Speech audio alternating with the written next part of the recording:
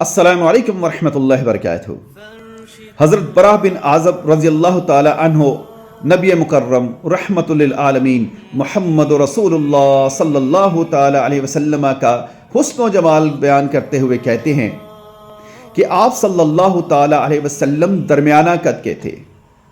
نبی صلی اللہ علیہ وسلم کا سینہ مبارک کشادہ اور کھلا ہوا تھا۔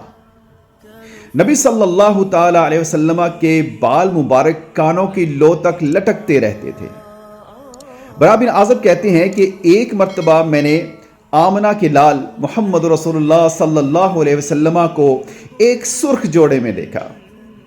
آپ کہتے ہیں کہ میں نے آپ سے بڑھ کر حسین کسی کو نہیں دیکھا تھا۔ سبحان اللہ۔